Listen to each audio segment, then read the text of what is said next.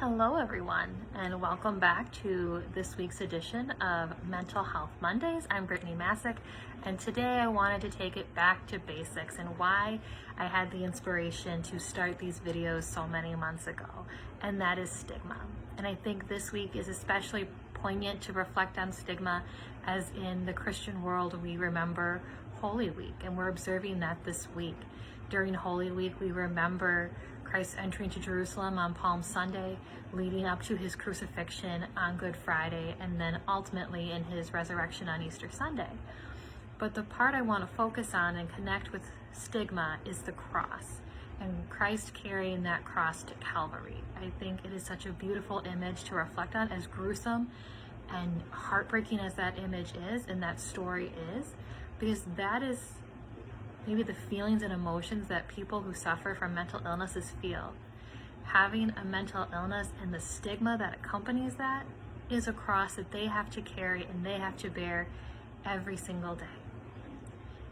Now we know Christ had Simon of Cyrene to help him carry his cross to Calvary. My question for you to ponder this week: are you willing to be someone Simon and help them carry their cross of stigma and mental illness, leading them to resurrection and freeness? Something really to ponder. But let's dial it back a step here first, and let's talk about what is stigma. We say the word, but do we know what it really means? Because in mental health, language matters. It absolutely matters.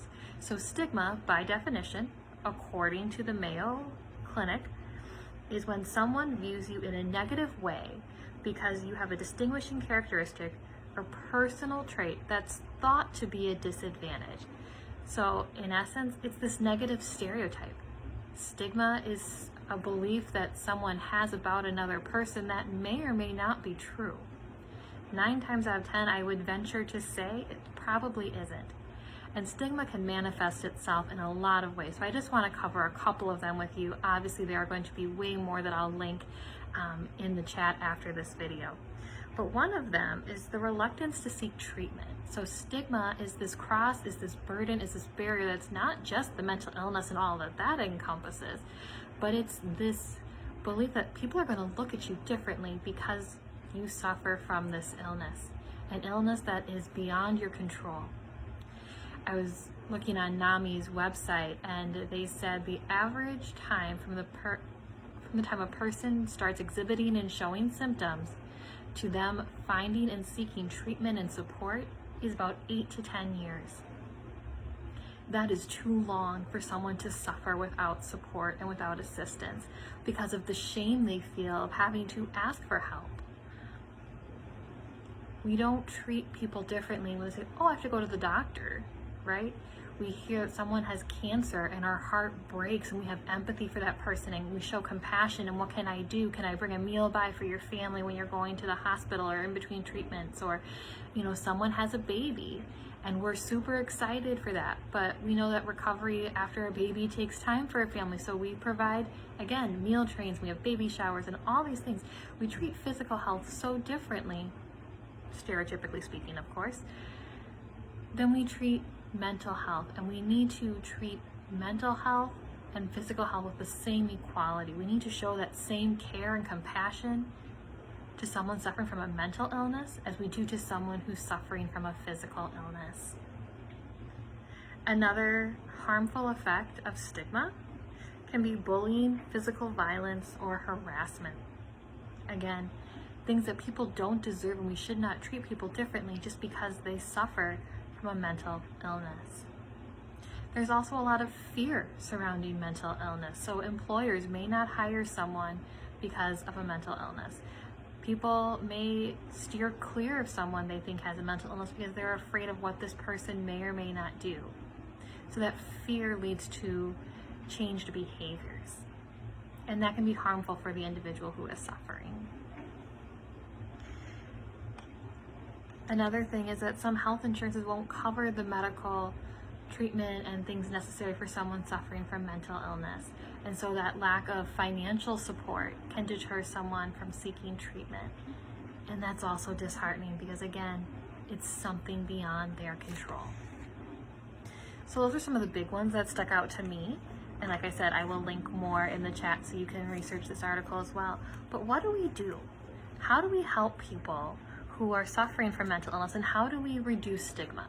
So these videos are one attempt to help reduce stigma and to make it more common to talk about mental illnesses, to have an openness and an understanding that hopefully will lead individuals to more research. Hopefully some of these topics, if they've touched you, you've looked into researching more about them or have shared them with a loved one. We certainly encourage you to share these videos with someone who you think might benefit from them.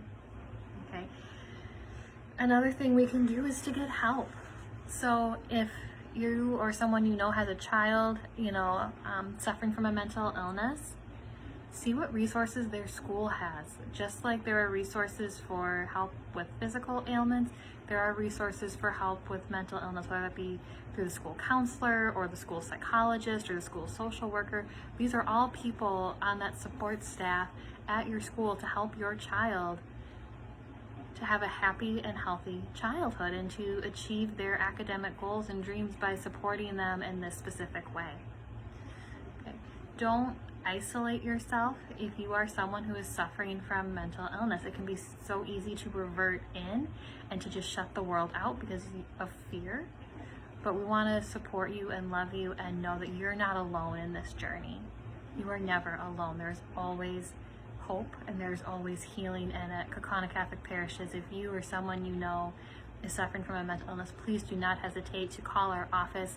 Myself, Deacon Mark Eben, Deacon Mark LeGreve, any of our pastors, we're all willing to sit and listen to you and to help you get in touch with the resources that you need to find healing and to find peace. Okay. One more thing I wanted to share is that stigma, I think one of the deadliest effects is silence, and that, again, we don't talk about it, we don't speak about it. It's easier to share a preconceived notion or idea than to take the time to research and really get to learn a person and their story. Lastly, I said language matters, and it absolutely does. So part of it has to change in our mindset and how we speak about mental illness. So instead of saying that, for example, I'm anorexic, that person could say, I'm a person who suffers from anorexia. Someone who is suffering from mental illness is not their mental illness. They are a beautiful individual created by God in love to share in his light and his life and his glory. Every person has dignity and worth and value, and that needs to be affirmed every single day. You are not your illness. Your loved one is not their illness. They are someone who suffers from this or that disorder. So I hope this video got a little longer than I intended, so I apologize about the length, but I think it's such an important topic that it's worth dedicating a few extra moments to. So please take care, be well, and make sure you use your voice to help spread love and peace and understanding regarding mental illness, and let's help break down stigma one day, one person, one illness at a time. See you later.